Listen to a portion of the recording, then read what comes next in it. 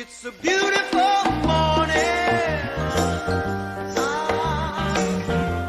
I think I'll go outside for a while and just smile. Just taking some clean, fresh air for me. Hello, and welcome to episode 2.18, the May 17th, 2023 Full Bloom edition of Notes from the Aisle Seat, the podcast that covers the arts in northern Chautauqua County, sponsored by the 1891 Fredonia Opera House. My name is Tom Laughlin, and I'm your host as we bring you news and information about arts events at the Opera House and around the region, including interviews with artists and creators across the county. Late spring has arrived in Chautauqua County, and not a moment too soon. The warm weather has begun to settle in, and all the shrubs, plants, and trees have shed their early spring blossoms to spread out their leaves and begin to collect the sunlight. Nature is out in full bloom. The sun is rising before 6 a.m., and the days are growing longer. I always feel a sense of release at this time of year, a release from the cold, and when I was working, a release from the academic year. The outdoors beckons, as do all the projects that come with warmer weather. I think the first project I need to attend to is cleaning the grill and firing it up for grilling season.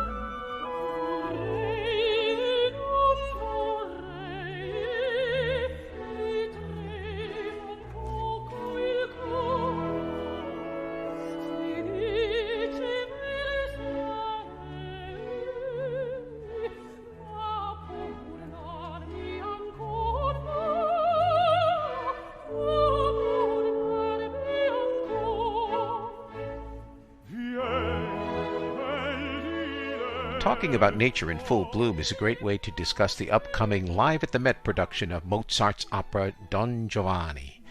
It's an opera that presents the composer at the full bloom of his talent, and the Metropolitan Opera House has mounted a production with a cast of artists at the height of their careers. For the second podcast in a row, I called upon the expertise of Dr. Robert Strauss, who showed off his own artistry recently with a great performance by the Buffalo Gay Men's Chorus, to join me in what turned out to be a lively conversation about this Live at the Met production. Well, I think pretty soon I'm going to have to make Dr. Robert Strauss my co-host because he's here so often and he's so intelligent and bright and witty that it seems like a great temptation for me. He's returning 2 weeks in a row after his successful performance with the Buffalo Gay Men's Chorus at the Fredonia Opera House. Rob, congratulations on that. And thank you. Welcome once again. Thank you. You've set a really high bar for me. I can walk right under it. I do my best. Well, we are here to talk about the upcoming Live at the Met performance that's coming up at the 1891 Fredonia Opera House, and we're going to get to see one of Mozart's big three, Don Giovanni, and it looks like a pretty stunning production. So let's start off right away by just sort of as best as you can do. Give us a quick synopsis of it, and then we'll talk about Mozart's music. Okay, well, thanks for that. I'll try for a quick synopsis. You know, I was doing some research on this, and I'm very interested. Don Giovanni. I've been in Don Giovanni. I was Don Ottavio, who is maybe the least interesting character. Unfortunately for him, I did my best. But you know, there are at least two different versions of Don Giovanni, because when it premiered in Prague, it was one way. When it went to Vienna, it had a different cast of singers, and one of the singers couldn't sing one of the arias, so there was another one written. One of the other singers said, "Why does she get an aria? I want an aria." And so the problem is that it's all really great music, but if you include it all, it's a really long show, which is fine because it's great music, but it also kind of obliterates the flow of the story. So I was looking to see what decisions they made, because some people do all of the music, some people do most of the music, some people do the Prague version, some people do the Vienna version. So I'm really interested in that. The only clue that I could see is that Mi Tradi, which is the aria that was added for Vienna, is in this. So anyway, you asked for a synopsis and I gave you none. But basically, Don Giovanni, it's the story of Don Juan. I mean, he's a man with very, very strong appetites across the board. And he's wealthy and he's handsome and he gets what he wants, particularly with the lady folk. Except in the course of this opera where he actually strikes out 3 times. And then at the very end, he has a bit of a comeuppance for his behavior. So basically, it's just this weaving of the Don Juan story as he has all of these various intricate affairs. He gets in trouble, he escapes trouble, he goes to the next one, he gets in trouble, he escapes trouble. One woman is just begging him to come back, and the other women are conflicted about, sleeping with him or not, or this or that. Yeah. So, yeah, that's basically the synopsis as I gathered when I saw it. It's considered one of his big 3 operas with Le Nozze di Figaro and Così fan tutti, and he collaborated with Lorenzo da Ponte on all 3 of them. But talk a little bit about his music. I mean, because Mozart's music, everybody knows he was a genius and just an incredible composer. Well, what I love most about it, I suppose it's because it's a singer. He's so great at characterization through the music. When you're listening to it, you can hear exactly what the character is feeling and wanting to express and struggling through. And it's not easy to sing, of course, but when you have a great singer singing it, it's just so glorious. And it's the storytelling for me that he was brilliant about. As far as that goes. So that for me, that's what it is. And these 3 operas that you talk about, well, I'll say that they're late in his career, but he didn't live to be very old. So that's a funny way to say, he wasn't 107 when he wrote these 3. But just, it seems to me that he really understood people, and how to tell their stories. And I think it's fascinating. I'm interested to see this too, because I think, a lot of it has to do with the director, exactly as always, what the story that's being told is. And I feel like this can very much be about the women, and it can very much be, I'm going to say #MeToo, and I don't mean that lightly. But he doesn't treat the women very well. And these 3 come after him. Right. And ultimately help get what they want. Yes. And it's interesting that you point out the director, because the director is someone from the world of the theater that has an incredible reputation, and that's Ivo van Hove. And I actually saw his View from the Bridge on Broadway when it was there. And he's a pretty stunning director. And what he loves to do is he usually loves to pare down scenic elements to their starkest elements. Just what do I need as a minimum to get this story across, and then bring the characters through that. And in looking at some of the videos and pictures from the Live at the Met preview that they have on their website, you can see that he's really gone for simplicity of costume design, stylization. The set is a collection of various architectural kinds of things, but it's all like grayscale. It's really interesting. Yeah, no.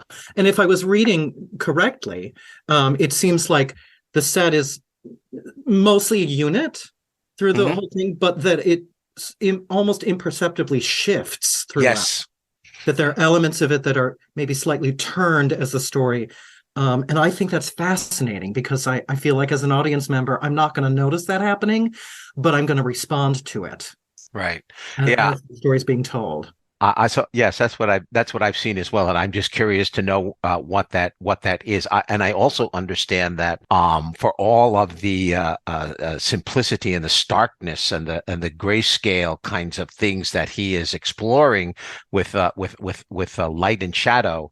The scene where I'm going to give the opera away, where Don Giovanni gets thrown into hell, apparently is quite spectacular. Well, I mean, things that I love that are happening on the Met now, They are, as you say, it's a Broadway director, but they're looking at what can happen with sets and what can happen with lighting that isn't just the 1890s spectacle of opera. They can do actual theatrical things that are just so striking, so interesting. And that moment is, I mean, it's epic in any production, but I can't wait to see it and how they handle it. And Yeah, and while you're watching it, Rob, I'm gonna put in a plug for you because I discovered this about 10 minutes before we started our interview. At the projection designer for this production is a Fredonia graduate. His name is Christopher Ash, and he did projections for me when I directed Cabaret at the Department of Theater and Dance. He came in as a guest artist, and his projections apparently are what create a lot of these stunning effects. So, he's a pretty important element of this show. So well, that's exciting. Yeah, when you see the spectacular thrown into hell sequence, I'm sure there's going to be some of Chris's work in there, and he's very, very good. So it should be interesting. Yeah. So when we're at the Fredonia Opera House, we can Team Fredonia. That's right, Team Fredonia. We got it going. Actually, I should say, I don't know if he's in it, but an alum of Fredonia, the School of Music, Dan Smith, has been in the Magic Opera Chorus for 30 years. So he's likely in the production as well. So Fredonia is all over this production, even if it's just two people. Excellent.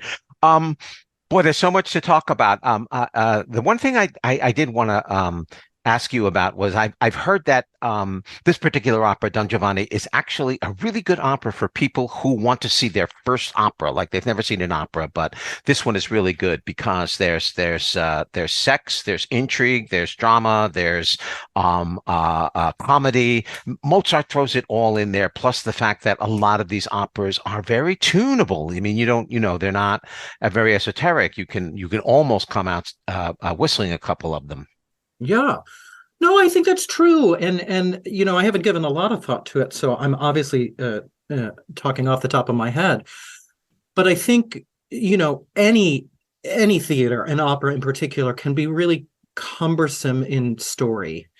And I think this one, it has a lot of moving parts, but I think overall it's pretty straightforward, easy to understand. There's not a lot of different side plots that you have to pay attention to or not take too much stock in as it goes through. So I think, I think it's great in that way. Yeah, I think if people have never been to opera, this is one that they should really come to see to say, well, do I like it or not? Because you'll like this production. Let's talk a little bit about the voices. We have, I believe it's Peter Amate. Am I pronouncing that correctly? As I believe so, yeah. Don Giovanni. We have Ben Bliss as Don Ottavio. And three wonderful female voices in Federico Lombardi, Ana Maria Martinez, and particularly Ying Fang, who plays Zerlina, the peasant girl that Don Giovanni tries to seduce. And she is absolutely gorgeous. Yeah, and a great singer. I mean, again, with this music, you have to be a great singer. But I'm hearing great things about all of them. Peter Mattei has been in the business for a while, and Anna Maria, yes, Martinez as Elvira. Yes. Like, by the way, that's the character I want to play. Oh, the fiery, scorned woman. The fiery, scorned woman who keeps, just cursing him, but chasing him across the countryside. Yeah, it's one of those things that Mozart is so good at running that very fine line between tragedy and comedy with that character. Yeah, for sure. And she's got vocal fireworks, and certainly she's more than capable of singing them. And then Zerlina, as you say, is a little bit I think Mazzetto and Zerlina and Leporello, who is Don Giovanni's assistant, they're all great singers, but they're the people through whom the average person can identify with the story, I think.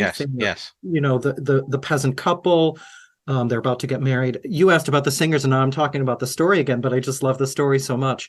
Yes. I'm hearing great things about Ben Bliss, who's the Ottavio. Again, we'll see if he does a better job than I did.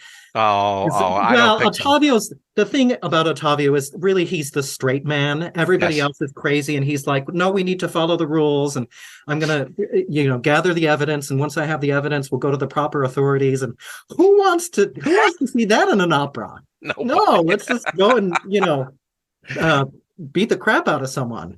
Yeah. Well, he's got that nice tenor section, so that fits right into your range there. Absolutely, but he's just a phenomenal singer. And another thing that's tricky about Ottavio is that it's a light Mozart tenor, and then you're singing with Donana, who is this often huge voice soprano. And I'm hearing great things about how the voices are really well balanced in this. Yeah. So not only are they capable of singing all the fireworks that they need to, and all the beautiful lyric moments, but they sound great together. Yes. Which can be tricky. Yes, it can be. And I've been, like you, listening to some of what's on the web and reading reviews, and so far it's really coming across as a very fine, high class production. Yep. I want to talk just a little bit. There's one aria that just kills me, and that's Leporello's aria about all the women that Don Giovanni has slept with. That's got a specific name, that aria, doesn't it? It's referred to as the catalog aria. Right. Yeah. So that can often be really humorous depending on your props master and the needs of the director. But yeah, Leporello is he's charged with distracting Elvira while Don Giovanni escapes, or fairly early on in the opera. And Leporello goes about it by going through. Leporello keeps track of every single woman that Don Giovanni has been with, and the blondes and the brunettes and the thin ones and the heavy ones, and he's had this many in Spain and this many in Italy and this many, thousands in this country, and it can just be this huge, long scroll that rolls out as far as that goes. And again, back to what the director wants. Some people stage it that Leporello is trying to talk Elvira like, I work for this guy, but I don't really respect him. Please get yourself away while you can. But it's just it's hysterical, and it requires a good actor. Well, I think this is going to be a really great time at the Opera House, Don Giovanni, because it's so much fun, and I'm hope that you and I are trying to convey that to the listener, because this is not a state opera. This is not, it's not a Wagner.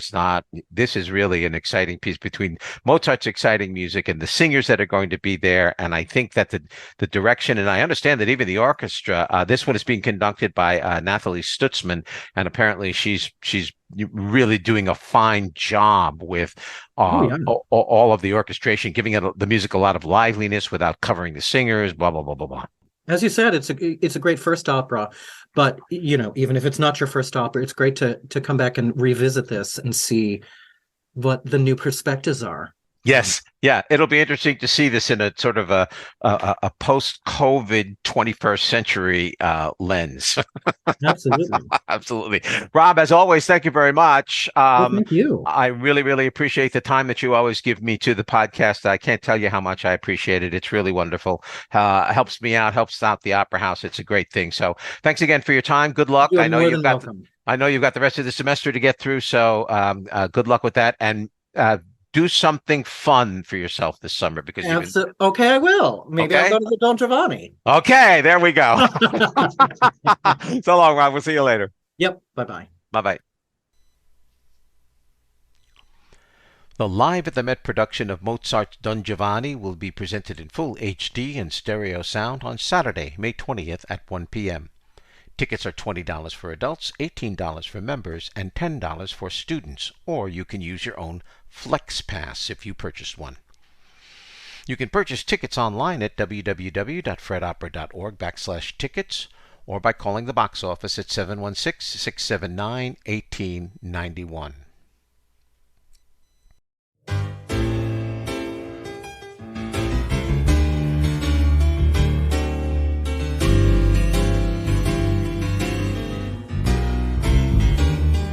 I moved from my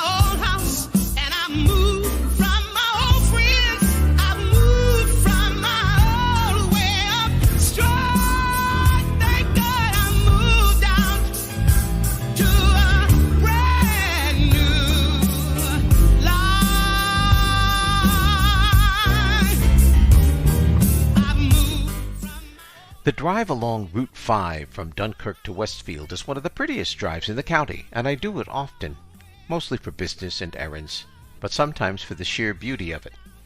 I have passed the white house on the south side of the road with the sign out front saying Vinecliff thousands of times by now.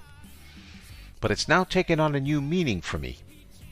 I think I will let Mr. Jeff Adams, who will be the main presenter of the next Chautauqua County History Lecture entitled The Brotherhood of the New Life, explain further.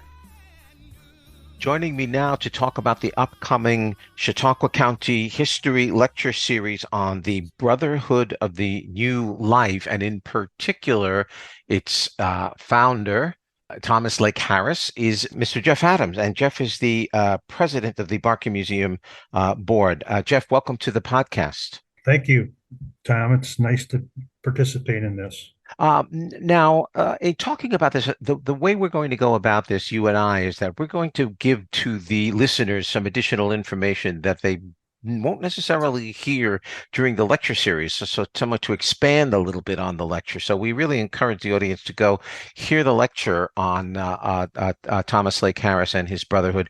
But here are some tidbits that will kind of give you even a little bit more background as far as that's concerned. So the first thing I want to get to is the genesis of the project. Give us some background on how your interest and the interest of the people you've collaborated with got started. Sure. This all started by chance, actually, back in June of 2021. We were having kind of a yard sale during attic and cellar days at the museum. And while I was volunteering for that, I noticed a gentleman standing there who had Vinecliff embroidered on his shirt sleeves. And I was like, Vinecliff? So I went over and started talking with him, and it was the current owner of Vinecliff, Billy Carlson, who I was unaware that the property had even sold. And we struck up a conversation, and I told him about there was an interest in the community, and there was a few like-minded individuals who have had discussions and presentations, and he was unaware of that. So I kind of grown from that, and we got together and had meetings at his location on the property. I reached out to a bunch of folks in the local community that had knowledge or had written about this subject in the past, and we all set up a calendar of monthly meetings, and that's how that all came about. And we named the effort the Vinecliff History Project in honor of the property. Vinecliff was the home base of Thomas Lake Harris and the Brotherhood of the New Life while in Brockton. And how long have you been going at it in terms of doing this research? How long has the project taken to sort of coalesce to this lecture?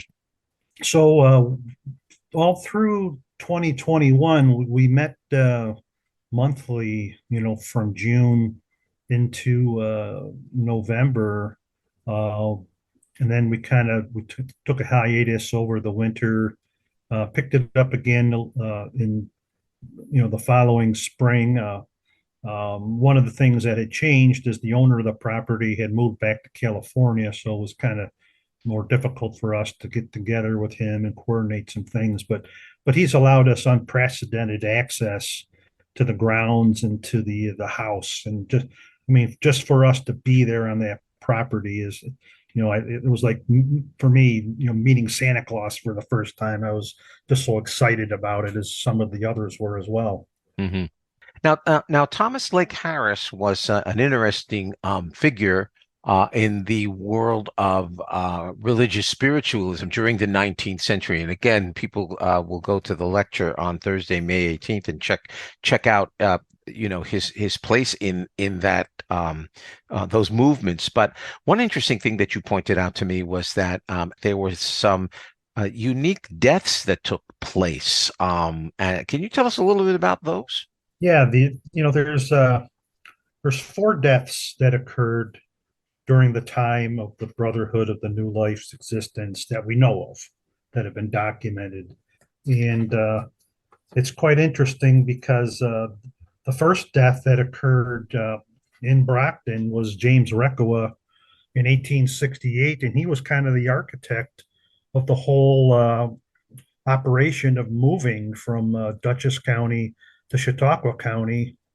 And he's here less than a year, and he mysteriously dies. And the most interesting part of that is Mr. Rekowa's wife ultimately becomes Thomas Lake Harris's spiritual wife Hmm. and participates in his nightly celestial wanderings. So there's always been a little speculation about that. Uh-huh. Okay. So some of the other deaths that have occurred were the next one was there was a suicide in 1871 in New York. James Fowler, and James Fowler came from Scotland. He was a publisher, and he had known Harris from his travels there, and he brought his family with him, and he was considered one of the future leaders of the organization. But something went wrong, and he was pretty much kicked out and cast away by Harris on three separate occasions. And evidently he was so distraught that he wandered into the woods in Westfield and left a suicide note allegedly and himself. So it's kind of, we feel there's a little bit more to that story. And most interestingly, that Harris, he moves to California. He takes Fowler's wife and child with him. So it's kind of okay, was that remorse, or was there something going on? So another interesting death that was documented was in March of 1882. Harris's son John, he finally gets summoned to California to join the new Utopian Society in Fountain Grove, and he dies en route in the train, one day away from California. Huh. And he gets violently ill and just dies. Wow. And it's like, and it's kind of odd because they were estranged. They didn't always get along too well, although Harris did marry John and his wife at Vinecliff. So that's kind of interesting. And the last death that occurred was in 1896 at Fountain Grove. So, and this is new information that I read about in one of the recent books. I didn't realize that Harris had two granddaughters from his other son, Thomas Jr., and they were living at Fountain Grove. And the granddaughter, Mary, supposedly, allegedly committed suicide with a strychnine and injected herself with a hypodermic needle. And it's like, so the mystery is, how did she get her hands on strychnine and a hypodermic needle? And so there's kind of some mystery to that whole thing. And that's what's got kind of, there's a group that kind of, are interested in that aspect of this. It's all kind of very fascinating, connected to, the whole thing of what the Brotherhood was about. One of in my research, and you pointed this out to me too before we started the interview, in my research, one of the things that I stumbled across that I found unusual was the influence of the Japanese presence in the Brotherhood of the New Life, that there was a number of Japanese who joined the Brotherhood, and in fact, one of them was named to be successor eventually of the organization and took it over. Can you elucidate on that a little bit? How did that come to be when there were so few Japanese in the country at that time? Yeah, that's just a fascinating aspect of this whole story. They were smuggled out of Japan during a period when there was some conflict going on. The Sasumi samurai clan, which was always seemed very progressive and outgoing, they kind of saw the future and had planned to send some of their brightest students abroad to study and to learn Western ways because the West was their enemy and they didn't understand their enemy. So this is their attempt to learn what the West was all about. And they selected their best and their brightest students, and they were smuggled out of Japan on a British trader ship. Went to London. There was up to 15 students from Kagoshima, and they had 4 tutors with them. And they ran into Lawrence Oliphant, and Lawrence Oliphant was over there, and he was fascinated with the Japanese, and he had was associated with Harris, and so that's how they kind of all met. And while there, their benefactors cut off their money, and they were kind of left homeless and without funds. And Harris said, "Hey, why don't you come back and join me, and we'll take care of you?" And that's how they ended up coming to the United States. But there was another group as well that had come to the U.S. through California, and they were located at the Monson Academy in Massachusetts. And they were the first group that came in and kind of met some of the folks when they were in Dutchess County at the Brotherhood's compound there. And we estimate there was up to 15 Japanese students living in Brockton at one time. And it's just amazing when at that time in this country, well, the 1870 census shows only 55 Japanese in the whole country. So, and you figure that a third of those or so were in Chautauqua County. It's fascinating. Yeah, and the gentleman who took over, I believe his name was Nagasawa. Yes. Kanae Nagasawa. Yes. He actually kept the Brotherhood alive until 1932 or around there, like quite late into the 20th century. Yes, that's a good point, Tom. He was the youngest of the group. He was 13 years old, and when he came over from Japan to London and subsequently to Brockton. And he interesting about him is he was had a genius level IQ, quick learner. He attached himself on to Harris, and Harris kind of adopted him as a son. And I think Nagasawa was homesick and longed for a parent in his life, and they struck up a wonderful lifelong relationship. And after Harris left in 1892, Nagasawa kind of ascended to the top there, and he kept things going and grew that whole wine industry into a powerhouse into 1932.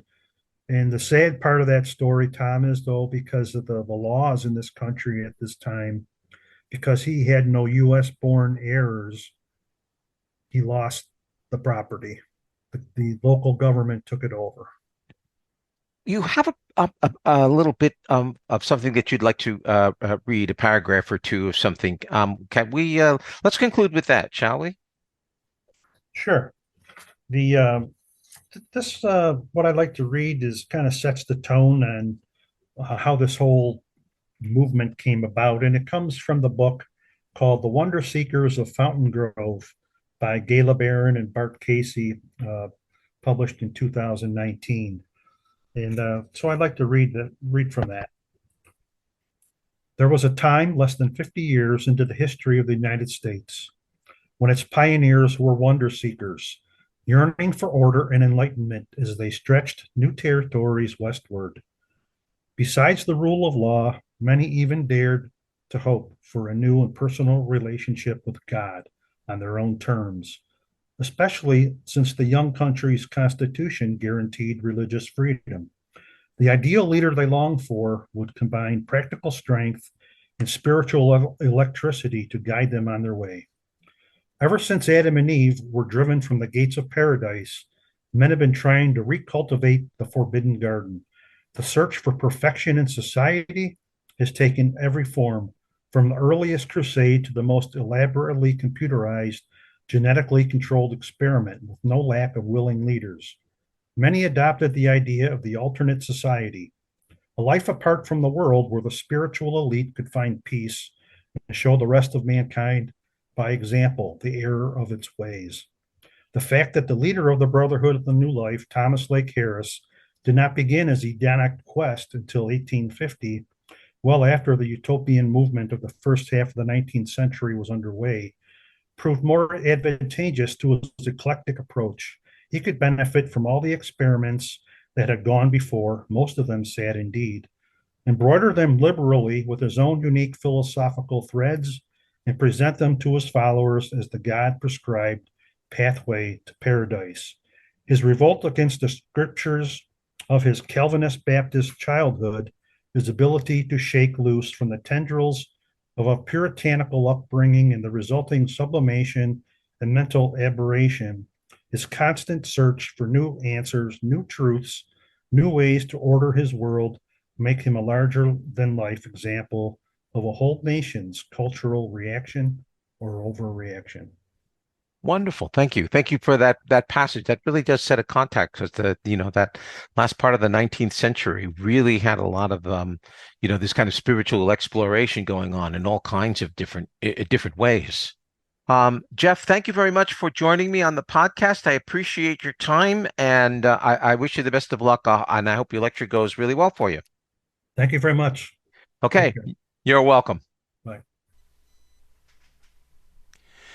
The Brotherhood of the New Life is part of the ongoing Chautauqua History Lecture Series and will be presented at the 1891 Fredonia Opera House on Thursday, May 18th at 7 p.m. Admission is free. Donations are gratefully accepted.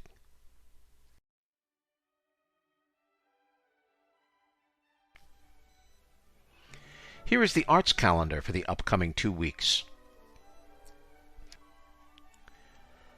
One of Chautauqua County's most enduring arts events, the Art Trail, sponsored by the North Shore Arts Alliance, will take place over the Memorial Day weekend, May 27th through 28th, from 10 a.m. to 5 p.m. The trail takes you across the county to the studios of some of Chautauqua County's most prolific artists. Some locations are art hubs, where you can see the work of 2 or 3 artists in one location. Other locations are the studios of a solo artist. It's a terrific event, especially when combined with a visit to a local winery or restaurant. Approximately 30 artists from the region will have their work on display for viewing and for sale. You can find out all you need about the art trail, including a map indicating the location of the artists, by going to their Facebook page at facebook.com/North Shore Arts, all one word. North Shore Arts. If you didn't get that mouthful, check for the link in the show notes to get to the website. You can also get a taste of what the Art Trail has in store by listening to my interview with North Shore Arts Alliance President Marcia Merrins last year at this time on episode 18 of this podcast. You can find that at aisleseat.podbean.com. The Commencement Eve concert at the Rockefeller Arts Center takes place on Friday, May 19th, beginning at 7:30 p.m. Tickets are still available and can be obtained at the campus box office at 716-673-3501 or online at www.fredonia.edu/tickets. And finally, the Fredonia Central School District will present an evening of music in the Roush Recital Hall on the SUNY Fredonia campus on Tuesday, May 23rd, beginning at 7 p.m. Admission is free. Remember, if you have an arts event coming up and would like to get it mentioned on the arts calendar, send an email to operahouse@fredopera.org or call the box office at 716-679-1891 with your information.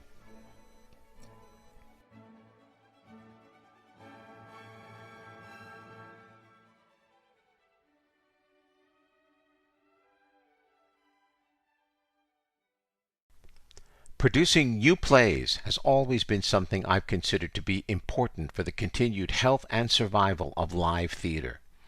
I always made a point to try and produce new plays when I could, but I've never done anything like what's happening over the Memorial Day weekend at the Lakeshore Center for the Arts in Westfield. The Juicebox Organic One-Act Play Festival will take place over that weekend, and I spoke with Executive Director Rick Mascaro about this enormous undertaking. It's great to welcome once again to the podcast Mr. Rick Mascaro. Rick is the Executive Director of the Lakeshore Center for the Arts in Westfield, New York, and he has an absolutely terrific event coming out as far as I'm concerned. It is the Juicebox Organic One-Act 10-Minute Play Festival. Rick, welcome to the podcast. Why, thank you, Tom. Glad to be back again. Good to see you. Good to see you too. Now, let's get right at it, Rick. We hinted at this the last time I talked to you. I remember thinking about how unique it was, and I wanted to make sure I got you back a little bit closer to the event. But remind us again how you came about to think about this idea and what the process has been up until this point. Well, actually, to get this going, I've been involved in forensic activities all my life with competitive speech and different events and theater scenes and that sort of thing as a high school and college instructor, and always liked that, and always wanted to start a event that applied to the public in general rather than a specific group of students, which is what it was prior to that. I attended Empty Pockets was their name, the theater group in Morgantown, West Virginia, was the first one that I went to that was a public one, and that was right before COVID went. I was going to start right after that, but as with everything else during COVID, I didn't get started with anything till after COVID.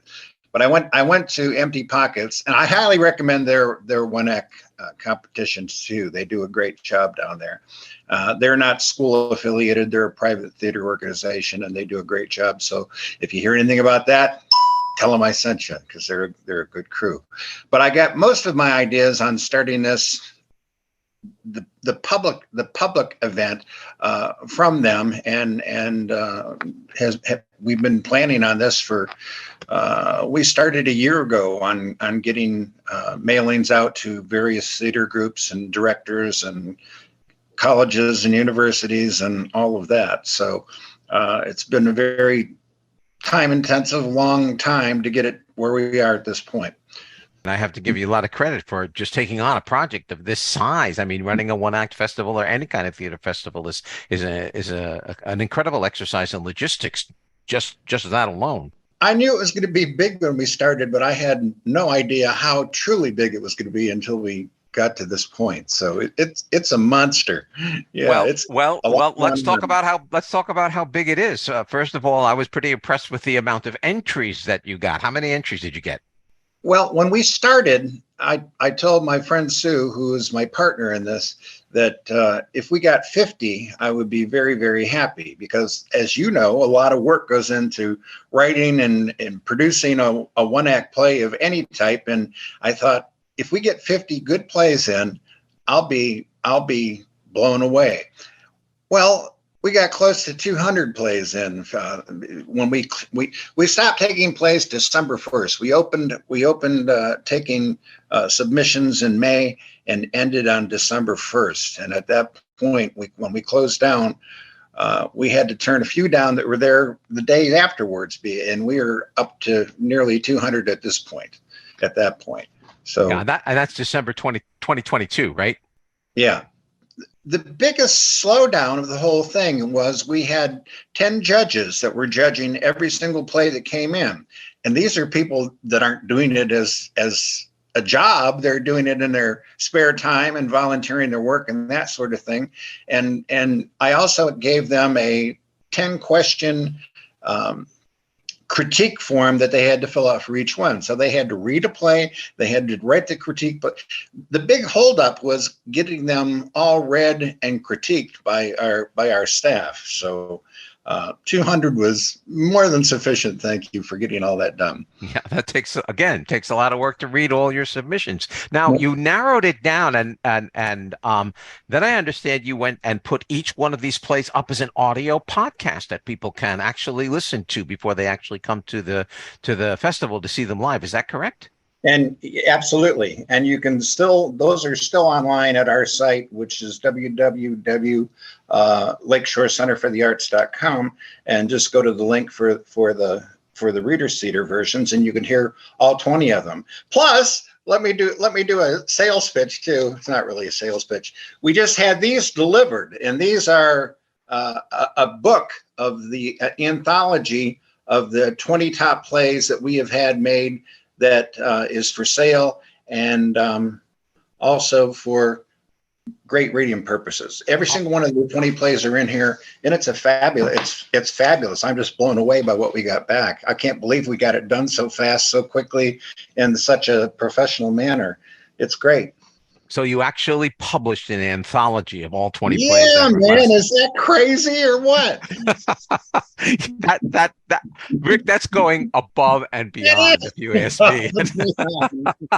I was just blown away, you know? Oh, that's fabulous. That's fabulous. And the playwrights will absolutely go nuts over that. They will love that.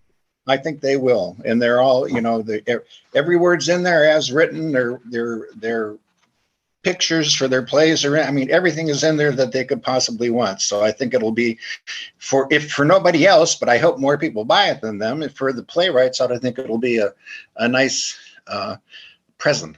Yeah, it will be. Now the festival is going on over the Memorial Day weekend, and you have it in a very specific kind of order, shall we say. You want to talk about how it's going to evolve and go through the weekend? It's going on May 26th, 27th, and 28th. And we are doing comedies one day, dramas one day, then top three finalists the third day. So on the 26th is comedies, on the 27th is dramas, and on the 28th is finalists, top three in each division. That's what I was going to ask you. I understand these plays are being adjudicated so that you have 5 comedies, 5 dramas, and then the top 3 from each of those sections will be performed again on the 28th. So there's 6 one-acts on the 28th. Yes, that's correct, Tom. 6. Yes. On the 28th. The top 3 in each division. And each one of them is approximately 10 minutes long. So it's not like a long night in the theater or anything like that. Approximately. Yeah. Some run a little bit longer. I don't think any run a little bit less. I don't think so. I think they're 10, probably saying 10 to 15 minutes is a good thing. And what is your opinion of the quality of what eventually has shown up? How do you feel about that for a first time round? I'm blown away. I mean, I'm blown away. We've gotten in some great stuff, very high quality theater that I think people will be amazed to see. Well, I think it says something about the state of American theater in a sense, because I think one of the things that, you know, in my experience as a theater person is that there are far more plays out there across the country than anyone has the ability to produce at any one time. Right. And I think that trying to have, you know, things like your Juicebox Organic Festival is a great outlet for that, because there just isn't that much of an outlet for these writers these days. The interesting thing too is that I asked for bios and headshots for all these people that have done these, so I can kind of just do a quick overview of who they are before we start their plays. These are all highly accomplished people that have done stuff professionally, that are members of Equity, that have done just amazing things, have their own websites, have their plays online. These aren't kids doing amateur plays. These are professionals for the most part. And I was surprised that we would get not only the quality of plays, but the quality of individuals that were submitting these plays, as far as their knowledge and expertise in being able to do what they do. Yes, well, I have to, you know, just thank you. I think that's the most important thing I personally want to do is thank you for doing this festival, because my feeling is, and always has been, that the way to keep theater alive in this country is to make sure that small organizations like yours that are located in rural areas give a great accessibility to the theater that we can't get otherwise by concentrating theaters in large cities. And it's remarkable that you're doing this, just remarkable. Like you, I'm sure I've been involved in theater since I was a kid, and one of my goals in life was helping to perpetuate theater and all that it does and all that it can do for people. And I just think this is one really good way that can be done, is by giving people that haven't had the opportunity or the big break they're looking for to have their stuff published and put on stage and performed and appreciated. I think, half of writing is knowing that eventually it's going to be appreciated, or so we hope. But that's why I'm doing it. That's why we're doing it. Yeah, it's great because a play doesn't live until it shows up on the stage. Right. One final question for you, Rick, of course, and that's the title of it, Juicebox Organic. Can you just talk about how you came up with that? Actually, the title preceded Lakeshore Center for the Arts. When I first came back from South Carolina, which is where I did the majority of my theater work, I said that I wanted to start an arts organization that dealt with the area, thus Juice, talking about small creations, thus Juicebox, that could be offered to the public and enjoyed on a limited time, limited schedule that wouldn't take up 4 hours at the opera to go see. And that's what this is. These are 10 to 15, again, we'll say 10 to 15, we won't say 10 to 15 minute plays that take everything, put it into a small package of high quality, from the heart and soul, organic entertainment. And that's what they are. Thus the term Juicebox Organic refers to the product. The reason I asked the question is because I love the way it just touches on the region's, great production, which results, with grape juice, and then a juice box is where you put that juice in, and it's small and it's organic because it's from the region, it's from the area. Right. And I thought the title was really, really very clever. So that's why I wanted you to explain it. So I'm sure the audience will understand it. Well, Rick, thank you for your time. I appreciate being able to talk to you once again. We'll get out and see these particular productions, and I'm sure it's going to be a fantastic event. And, from my point of view as a theater artist, this is very significant work that you're doing. And again, I want to thank you very much for bringing this kind of theater, original theater, doing plays with playwrights. It's unheard of at a small location like yours. So well done, sir. Well done. I appreciate that, Tom. Very much. Thank you. We have some of our playwrights are coming in to attend, and I didn't mention, although this is organic local, we do have playwrights from throughout the world that have submitted plays for this too. So we have a lot of people involved. Yeah. Well, yeah. Thank you for letting me come on and toot our horn to let people know what's going on. Please come. We really, really hope you come. I would love to fill our house up, which is a small house. So please come and fill our house up every night, because we want you to come see these things. Okay. Great, Rick. Thanks a lot. Good luck with it. Buy the book. Man, buy the book. Right. The Juicebox Organic One-Act Play Festival will take place Friday through Sunday, May 26th through 28th. Friday, May 26th is Comedy Night, beginning at 7 p.m. Saturday, May 27th is Drama Night, also beginning at 7 p.m., while Sunday, May 28th is Finalist Afternoon, with the matinee beginning at 2 p.m. Tickets are $20 per night, available online at lakeshorecenterforthearts.com or at the door. Some of you young folks been saying to me, "Hey, Pops, what you mean, what a wonderful world? How about all them wars all over the place? You call them wonderful? And how about hunger and pollution? They ain't so wonderful either. But how about listening to old Pops for a minute? Seems to me it ain't the world that's so bad, but what we are doing to it.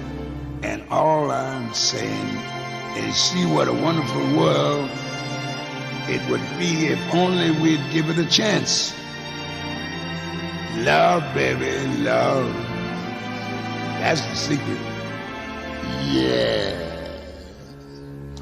If lots more of us loved each other, we'd solve lots more problems.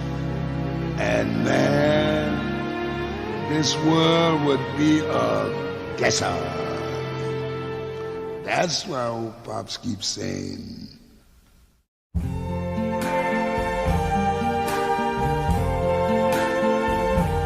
I see trees of green, red roses too. I see them bloom for me and you. And I think to myself, what a wonderful world.